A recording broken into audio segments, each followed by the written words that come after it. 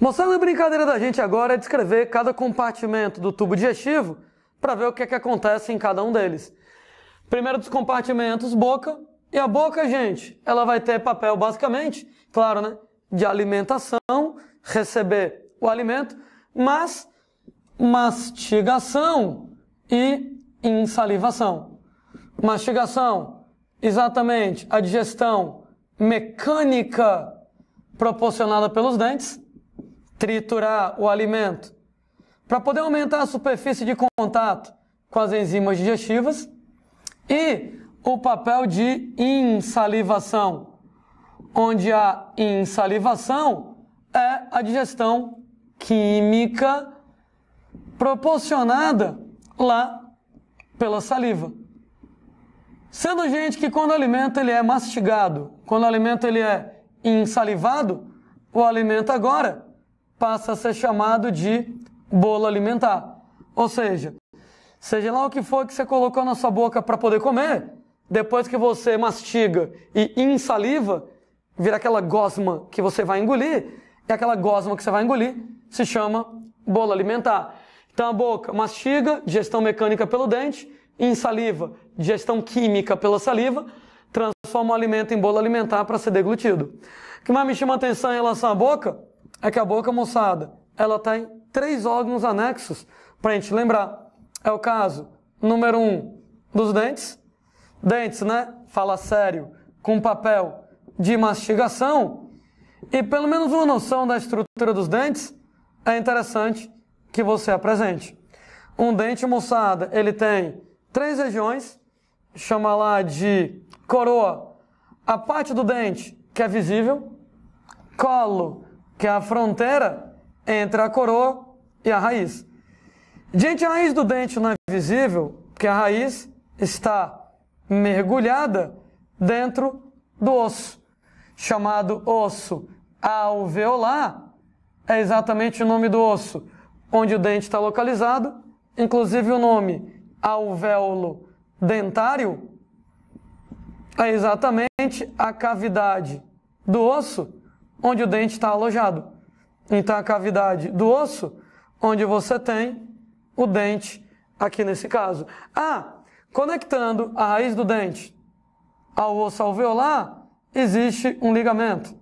Esse ligamento se chama de ligamento periodontal, e o ligamento periodontal ele é feito de tecido conjuntivo. Aqui por fora, nós vamos ter a gengiva. Aliás, os dentistas consideram a gengiva como uma parte do ligamento periodontal. Então, a região do ligamento periodontal. Escove seus dentes bonitinho, né? Porque se você não escovar os dentes bonitinho, na superfície do dente vai começar a acumular bactérias, vai formar a chamada placa bacteriana, né? Sendo que a placa bacteriana vai promover inflamação na gengiva e você vai estar diante de um quadro chamado de gengivite. Quando você tem gengivite, a gengiva fica normalmente vermelha e sangrando. Então, às vezes, você escova os dentes e sangra. Sabe o que significa isso? Que você não está escovando os dentes direito? Seu porco. Escove melhor. Landinho, mas está sangrando. Aí é que tem que escovar mesmo. Porque o fato, gente, de estar sangrando, quer dizer que você está com a gengiva inflamada. Quer dizer que você está com gengivite. Quer dizer que você não tirou a placa bacteriana direito. Então, mesmo estando sangrando, escove melhor. Né? Aí está sangrando, deixa sangrar. Né? Continua lá escovando para poder remover a placa bacteriana direitinho, para você não ter mais a gengivite, que aí, quando o seu dente estiver melhor higienizado, ele vai parar de sangrar. E se você não escovar os dentes direito durante muito tempo, o que era uma gengivite inflama não apenas a gengiva, começa a inflamar o ligamento periodontal, um quadro chamado de periodontite. E nesse caso, moçada, o ligamento periodontal vai sendo destruído. No que ele vai sendo destruído, o dente sai do osso. Ou seja, você pode perder seu dente nessa brincadeira. Então, se você não escovar os dentes, né, inflama a gengiva, a gengivite, inflama o ligamento periodontal, periodontite, ele vai sendo destruído, desconecta o dente do osso, o dente vai cair. Perda de dente nesse caso. Né? Serviço de utilidade pública, capriche lá na escovação, né? Se está escovando e está sangrando, continue escovando, né? Exatamente, claro, com o tempo você vai higienizar melhor, com a melhor higienização, não tem mais placa, não vai mais sangrar, porque a gengivite vai ser revertida. Gente, eu desenho o dente em corte, para a gente ver como é que é a estrutura do dente por dentro. Então, quando você pega lá o dente representado em corte, você vai reconhecer a existência de 3 camadas em relação à estrutura do dente. Camada número 1, esmalte. Esmalte é a camada mais externa do dente. O esmalte é encontrado somente ao nível da coroa. E o esmalte, ele é um tecido epitelial calcificado. É o tecido mais duro do corpo humano, ele inclusive é bem mais duro que o osso. Inclusive, dente não é feito de osso, a estrutura tecidual é diferente. E aqui, o esmalte, ele não apresenta terminações nervosas. Em outras palavras, ele não sente dor. O esmalte não apresenta vasos sanguíneos. Em outras palavras, ele não sangra. O que quer dizer que, se você tiver uma cárie, se você quebrar o dente, somente ao nível do esmalte, não dói, não sangra. Segunda camada, em relação ao dente, vai ser chamada de dentina. Dentina vai ser a camada do meio. Ela, gente, vai ser encontrada em coroa e em raiz. Então, tem dentina na coroa, tem dentina na raiz. E ela vai ser um tecido conjuntivo calcificado. Ô, Landim, que nem o osso? Mas, por exemplo, ela tem terminações nervosas, que nem o osso tem, mas, gente, ela não apresenta vasos sanguíneos. E o osso tem vasos sanguíneos. Então, dentina é tecido conjuntivo, que nem osso, mas ela não é igual ao osso. Não, ela não tem vasos sanguíneos. Se a cárie se aprofundar, se você tiver lá o dente quebrado e atingir a região de dentina, já vai começar a doer, porque você já tem terminações nervosas para dor, mas ainda não sangra, não vai ter lá vasos sanguíneos. A última camada do dente vai ser chamada pelo nome de polpa, e a polpa está localizada dentro de uma cavidade do dente chamada de canal do dente.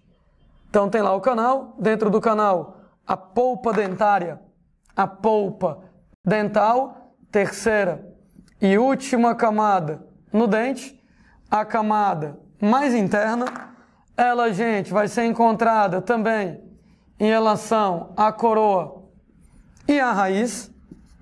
Então, como eu estava comentando, localizada dentro do chamado canal dentário. Então, dentro do dente tem lá um canal onde a polpa está localizada, e a polpa ela vai ser um tecido conjuntivo também. Só que a polpa é a única camada não calcificada que o dente tem. Então, um tecido conjuntivo não calcificado. A polpa ela apresenta terminações nervosas, e a polpa, gente, ela vai apresentar vasos sanguíneos. Galera, popularmente chama de nervo do dente, porque, por assim dizer, é a parte mais sensível do dente, né? Muitas terminações nervosas e a existência lá de vasos sanguíneos. Tanto é que, se você tiver uma cárie, se o dente quebrar e atingir, a polpa nesse caso, ora, gente, inclusive, pode acabar sangrando. Por falar em cárie, né? Cárie, gente, ela é uma doença bacteriana. Basicamente, o que acontece em relação à cárie é que quando você vai lá e come açúcar, várias bactérias, gente, a principal delas, uma jovem chamada de Streptococcus mutans, pega o açúcar que você está comendo e vai fazer fermentação lática. Dessa fermentação lática, você vai acabar produzindo ácido lático. E, gente, o ácido lático, ele promove uma descalcificação da estrutura do dente. Devido a essa descalcificação do dente, surge uma cavidade no dente chamada pelo nome de cárie, aqui nesse caso. Para você ter cárie, você vai precisar de uma dieta rica em açúcar. você vai precisar dessas bactérias e nesse caso, moçada, vai precisar de dente, né? Não dá para ter cárie sem dente. Inclusive, cárie é transmissível, né? Se você lascar o chupão numa boca podre, cheia de dente, você pode ganhar essas bactérias através da saliva e, claro, se você tiver bastante açúcar e tiver dentes na boca, pode ser que você desenvolva uma cárie também. Cárie é uma das doenças mais comuns na espécie humana, né? Quase 100% das pessoas em algum momento da vida desenvolve alguma cavidade cária. E cárie é uma doença que não tem cura. Como assim não tem cura? Não tem cura. Não tem remédio no mundo que consiga eliminar as bactérias da cárie. Daí a única maneira que você tem de eliminar a cárie é amputar o tecido contaminado. Amputar o tecido contaminado, cortar o tecido contaminado pelas bactérias. Qual é o problema? O problema é que ele é um tecido duro, né? Que é o tecido calcificado do dente. Então não tem como você amputar isso, cortar com um bisturi. Então você vai precisar ir no tio dentista e ele vai pegar aquela broquinha divertidíssima e aí, gente, o que ele vai fazer é eliminar todo o tecido contaminado pela cárie. Como é que o dentista sabe onde é que a cárie está? Pela cor, pela textura do dente, ele é treinado para saber o tecido saudável e o tecido cariado. Foi lá nesse caso, gente, tirou todo o tecido contaminado pelas bactérias, ficou um buracão no dente. E é claro que você não pode deixar o buracão no dente, senão novas bactérias vão entrar. E aí você vai lá, uma vez que removeu o tecido contaminado, você vai obturar o dente, né, moçada? Você vai fazer uma restauração. 2 materiais classicamente utilizados para fazer restauração. Número 1, amálgama. Amálgama é aquele material metálico, né, a estrelinha que colocava lá no dente. E uma amálgama, gente, ele era utilizado normalmente nos dentes de trás, né, que exigem lá uma maior força de mastigação para exatamente a restauração de amálgama não quebrar. Entretanto, 2 problemas no amálgama. Não é estético, né? Fica lá aquela estrutura metálica no dente, sendo que quando vai envelhecendo vai ficando preto, mais feio ainda. E mais do que isso, a amálgama apresenta mercúrio e mercúrio é tóxico. Não se preocupe, mesmo que você engula todas as suas 42 obturações à base de amálgama, não tem problema. A quantidade de mercúrio é muito pequenininho. Entretanto, minha preocupação é com o dentista que lida com a amálgama e com o esgoto do consultório dentário. Porque o mercúrio, por exemplo, do amálgama cai no esgoto, vai bater no rio, num lago, pode, nesse caso, causar algum problema de natureza ecológica. Tanto é que isso aqui não é mais utilizado, né? O bendito lá do amálgama, tanto não é muito estético, como tem um problema do mercúrio tóxico, você usa um material chamado resina. A grande vantagem das resinas é que é da cor do dente. Então é super estético, né? Então você vai lá, faz a obturação, vai lá, restaura o dente, cara, fica zerado. O pessoal nem sabe que você estava lá com o dente podre cheio de cárie, né? Você vai lá e corrige, fica esteticamente perfeito. Antigamente não dava para usar resina no dente de trás, porque elas eram frágeis. Quando você mastigava, quebrava a resina, quebrava a obturação. Entretanto, novos materiais desenvolvidos, inclusive resinas altamente resistentes, porcelanas, elas têm a vantagem, resina porcelana, de além de ser da cor do dente, a estética, manter lá a estética dos dentes, elas são bem resistentes. Tão resistentes quanto era o amálgama. Tanto hoje que é que hoje em dia não precisa mais usar o amálgama, aquele material metálico, feio e tóxico. Dá para se virar com resina, dá para se virar com porcelana, mais estéticos, não tóxicos e hoje em dia bastante resistentes. Né? Aí você vai lá e conserta o dente. Ah, tá falando da cárie? Se a cárie, moçada, ela vai lá e se aprofunda, deixa eu voltar para a cárie. Se a cárie se aprofunda e as bactérias conseguem entrar na polpa, eita, gente, problema sério, né? Porque assim como o seu pé inflamado, ele incha, quando a bactéria entra na polpa e a polpa inflama, pulpite, inflamação na polpa do dente. Gente, a polpa quer inchar. A diferença é que seu pé, ele tem espaço para poder inchar. Tanto é que quando você torce o pé, tira o sapato para poder dar espaço para o diabo do pé inchar. Mas nesse caso, você tem que imaginar que a polpa está dentro do canal dentário, que é feito de uma parede mineralizada. O que quer dizer que a polpa está doida para se expandir, não tem espaço, pressiona a parede da dentina. No que a polpa se expande, pressiona a parede da dentina, ela tem terminações nervosas, e isso causa muita dor. É aquela dor, gente, que o cara chega no dentista, pelo amor de Deus, arranque meu dente, me dê um tiro que eu não aguento mais de dor. Né? Uma dor realmente muito forte, porque a polpa tenta se expandir, pressiona a parede da dentina, se terminação nervosa dói pra caramba.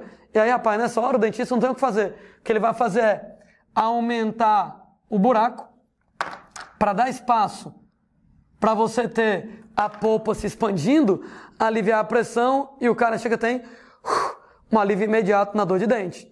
E aí a gente fez isso para poder aliviar a dor de imediato. E agora você vai precisar fazer um divertidíssimo tratamento de canal. Né? Super legal, só que não.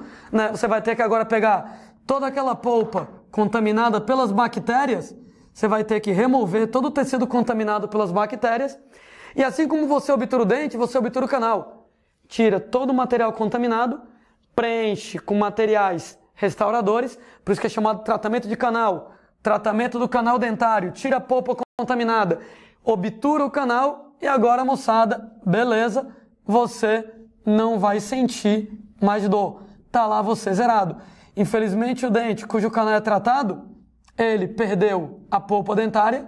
No que perde a polpa dentária, perde, moçada, aqueles vasos sanguíneos da polpa que estavam trazendo oxigênio e nutrientes para manter o dente funcionando. Então, de modo geral, um dente cujo canal foi tratado, ele vai estar agora mais frágil. Ele vai ser bem mais frágil. Alguém briga comigo, ô Landim, eu tive que fazer um tratamento de canal, né? Eu nem estava com cárie. Provavelmente o que é que aconteceu? Você levou uma pancada, às vezes a pancada é mó besta, e quando você leva essa pancada, você quebra o vaso sanguíneo aqui embaixo, que vai levar sangue até a polpa. No que quebra o vaso sanguíneo que leva o sangue até a polpa não recebe mais sangue e ela morre. Silenciosamente. Você nem se toca que ela morreu. Entretanto, bactérias da saliva podem filtrar gengiva, ligamento periodontal, entrar na polpa morta, e quando entram na polpa morta, as bactérias começam a produzir algumas substâncias coloridas, algumas substâncias pigmentares, pigmentos. E aí, com o tempo, o dente escurece. Um belo dia a pessoa nota, valha, esse dente aqui está mais escuro. Quando chega no dentista, o dentista faz uma série de exames, o dente está morto. A polpa, ela está morta, vaso sanguíneo rompido, não chega oxigênio, a polpa acaba morrendo, bactérias entraram. Tratamento de canal também vai ser necessário nesse caso. Esse tratamento de canal não vai doer nesse caso, porque a polpa já está morta, né? Então não tem mais as terminações nervosas, então isso aí não dói mais. Lá vai o tio dentista, faz o tratamento, tira toda aquela polpa morta contaminada e coloca substâncias clareadoras, né? Material clareador para o dente que estava escuro recuperar a cor normal. Inclusive essas substâncias clareadoras são as mesmas que são utilizadas no clareamento dental, né? Essas substâncias utilizadas no clareamento dental, basicamente, moçada, das aulas de química, peróxidos, que uma vez que esses peróxidos, eles são aplicados no dente, eles oxidam os pigmentos do dente. No que eles oxidam os pigmentos do dente, o dente que estava escuro, agora, moçada, vai ficar clareado. Aquele lance que você vê lá na propaganda do dentista, clareamento a laser, não, na verdade o laser é o de menos. O laser, ele ajuda o material clareador dos peróxidos a entrar nos dentes de maneira a tornar o clareamento mais eficiente. Mas o que importa mesmo no clareamento não é nem o laser. O mais importante que o laser é exatamente o material dos peróxidos para oxidar os pigmentos e o dente voltar ao normal. Daquele clareamento caseiro, né? Que você vai lá, pega uma moldeirinha, coloca o material clareador e utiliza, funciona exatamente do mesmo jeito, né? As mesmas substâncias químicas utilizadas aqui nesse caso. Eu lembro para vocês, pessoas, que externamente à raiz do dente existe ainda uma camada chamada pelo nome de cemento. Na verdade, o cemento não faz parte do dente. O cemento mineralizado, ele vai fazer parte do ligamento periodontal. Então é a parte mineral, é a parte mineralizada lá do ligamento periodontal, que é aquela estrutura que conecta o dente ao osso. Então tem essa camadazinha, cemento, exatamente, envolvendo a raiz, sobre a raiz do dente. Existem, moçada, 4 tipos de dentes na espécie humana. 4 tipos de dentes em você, lá vamos nós. Número 1, os chamados dentes incisivos. Sei que meus desenhos estão muito feios, mas só para ter uma ideia, o dente incisivo, ele vai apresentar a coroa dele em forma descrita às vezes como pá, e o papel isso aqui é cortar o alimento. São exatamente, moçada, os dentes bem da frente, exatamente para cortar o alimento. Existem os incisivos e existem os caninos. Sendo, moçada, que os dentes caninos, eles pontudos, que no interior do Ceará o pessoal chama de presa, né? Pontudos, que nem, por exemplo, lá, né, nos cães, né, nos morcegos, etc e tal, as presas, nesse caso lá, com o papel de rasgar o alimento. Animais carnívoros apresentam dentes caninos bem desenvolvidos, afinal de contas, rasgar a carne crua não é muito fácil, não. O terceiro grupo de dentes chama de dentes premolares. Gente, o dente premolar, visto de frente, lembra demais o canino. Quando você vai lá e olha de lado, aí você percebe duas diferenças. Dentes caninos têm uma raiz, incisivos e caninos apresentam apenas uma raiz. Mas o premolar pode ter uma raiz ou normalmente duas. E além de ter duas raízes, ele tem duas pontas. Uma ponta, duas pontas. O que quer dizer que o dente premolar, como ele é pontudo que nem um canino, ele ajuda a rasgar o alimento. Mas, gente, como ele tem duas pontas e a superfície dele é maior, ele também ajuda a triturar os alimentos. Você tem, gente, lá, o último dos tipos de dente, chama molar, os dentes, moçada, molares, que no interior do Ceará, queixal, né? Porque fica lá no queixo, os nomes lá. Pois é, esses nomes regionais eu acho um barato. Você tem lá os dentes molares, eles têm 2 ou 3 raízes, várias e várias pontas, e o papel deles é triturar o alimento. Sendo pessoas que incisivos e caninos são chamados de dentes anteriores, os mais da frente, os que você consegue ver, e os dentes premolares e molares, chamados de dentes posteriores, localizados lá atrás, esses você não vai conseguir ver. Quantos dentes você tem? Quantos dentes você deve ter? Depende. De que dentição você está falando? Né? A gente, moçada, tem que nós humanos somos difiodontes. O que quer dizer isso? Eu vou dizer que os animais são monofiodontes. Mono fio, fileira, donte. De dente, quando eles têm apenas uma dentição ao longo da vida. Alguns animais são difiodontes, de 2 dentições. Alguns animais, eles são polifiodontes. Várias fileiras de dentes, várias dentições ao longo da vida. Né? Como exemplo de animais lá, polifiodontes, gente, os tubarões, né? Tubarão, gente, ele pode perder os dentes à vontade que ele repõe, né? Então, o tubarão, ele vai lá, perde o dente, fabrica outra dentição, perde o dente, fabrica outra dentição. Diferente, por exemplo, lá, de você, que você só tem 2 dentições. Tome muita conta, né, dessa dentição, para você não perder. Essas 2 dentições são chamadas, número 1, dentição decídua, né? Dentição de leite. Na verdade, o nome decíduo quer dizer que cai, né? Porque essa dentição aí vai cair num determinado momento da sua vida, claro, a dentição de quando você é criança, e a dentição permanente. Se a dentição permanente cair, você não tem direito a mais uma terceira não, né? Então tome conta direitinho lá dos seus dentes, que essa aqui é a sua única possibilidade lá de ter uma segunda dentição. Na terceira, você não tem. Ô Landinho, por que a gente tem 2 dentições? Por que a gente tem que ter 2 dentições? Porque dentes não crescem. Isso quer dizer que o dente já nasce com o tamanho definitivo dele. Né? Isso quer dizer que, considerando que os dentes começam a nascer na criança com 6 meses de idade, já imaginou se no moleque de 6 meses já nascesse um dente desse tamanho, só ia caber um dente na boca do moleque. Então, quando o bebê é pequenininho, ele tem dentes pequenininhos. E aí, quando você vai ficando adulto, você troca pelos dentes permanentes, que são grandões. Pode notar que todo moleque de 6, 7 anos de idade, os dentes ficam afastados. Por quê? Porque a cabeça cresce, o dente continua com o mesmo tamanho do dente de bebê, aí fica desproporcional. A arcada dentária cresceu, os dentes pequenininhos ficam afastados. Por outro lado, todo moleque de 9 anos de idade é dentuço.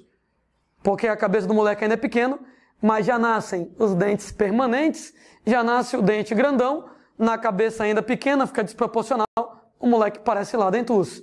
Sim, gente, quantos dentes você tem? Bom, como eu estava falando, depende da dentição. Se é a decídua ou a dentição C, a permanente, eu vou colocar aqui, claro que o pessoal do Eu Só Quero Enem, o resto do mundo se exploda, não vai se estressar com isso, mesmo o pessoal do vestibular tradicional, é pouquíssimo provável que isso seja colocado numa prova. Eu só estou colocando porque eu já vi isso em livro de ensino médio. Então, teoricamente, poderia ser cobrado numa prova. Chamamos pelo nome de fórmula dentária a distribuição dos dentes do indivíduo.